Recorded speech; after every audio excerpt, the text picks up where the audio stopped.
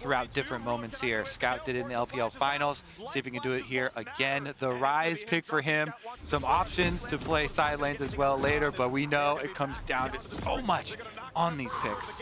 It's this game that decides who battles Damwon Kia on the 6th for a chance at the Summoners Cup. Important objective. Oh, EDG gonna be in range almost, only for a slow though. Able to sidestep the knockup and walks away, but that doesn't mean he's gonna drop a couple of CS here. And can they train for a bit more? I mean, Scout could theoretically go for the big route. Yes, he does. EQ's gonna be back up. The flash follow! That was beautiful. The youngest. That Leona passed through mid and already being level 6. Life is actually trying to leech experience on mid lane. You just commit to keeping your misfortune bottom. Don't let anybody sneak around and get picked off. Just commit to your misfortune, getting your minion wave. Good job there. They play it calmly. Gen.G just push on the bottom side. They get their extra minion wave. Won't be a lot of damage on the tower because you see Gen. Turret. Do they have the damage they need as Viper shoots in yet again? It won't kill with just the charge. Renekton finally not going to take the recall. Turret down pretty low. Play on the top side. They've got the root. They've got the knockup, and they're going to find the second kill. Scouts 2-0. Last time that happened, they won the game. Life wants in, but do you really want a 5v4? Jin opens up, looks for the shots. So far, so good on the Life, removing some from the Gen.G health bars.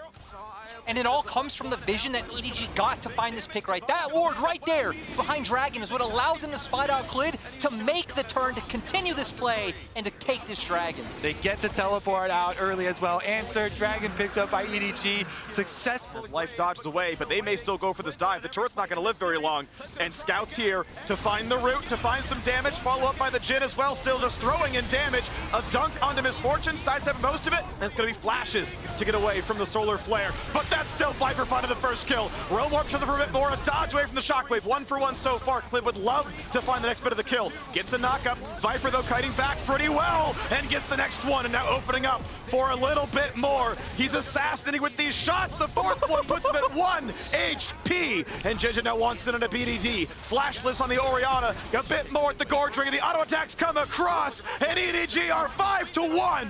The proactivity coming out from EDG to set up these plays is so nice to see in this game 5. Gen.G think they can turn it around, but Mako shows up, stuns Clid, EDG finish off the play. They call for it. Scout with the teleport advantage.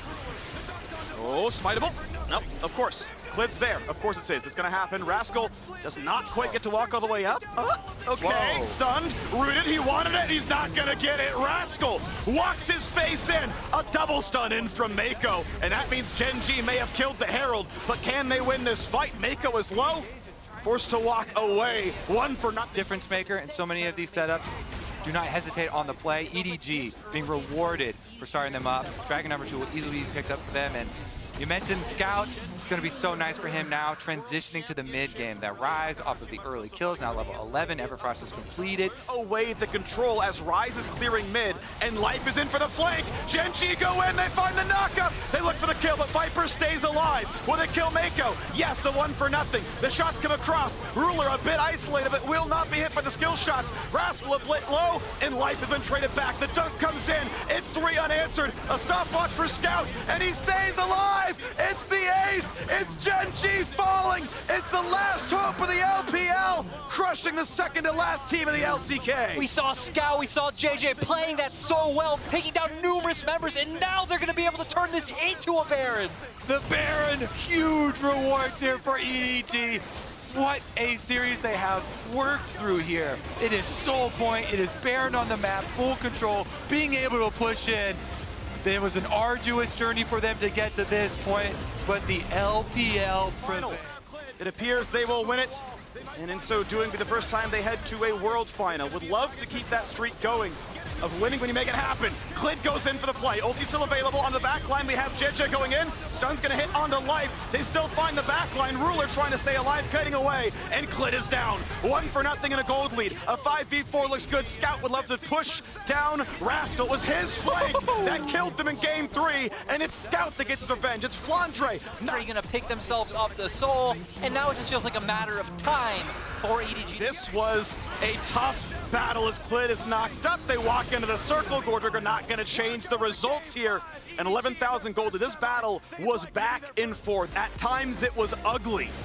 Clid had outsmited Gen.G the entire time in this series, but when the ganks came through, when the early game was better, Gen.G got his team so many first bloods. And try and find an opportunity to go for the engage.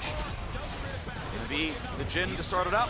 Sidestepping every single shot, but it is one turret down, ready to keep going. Still a 10,000 gold lead in the inventories themselves, let alone the wallets. Clid gonna sidestep a bit here.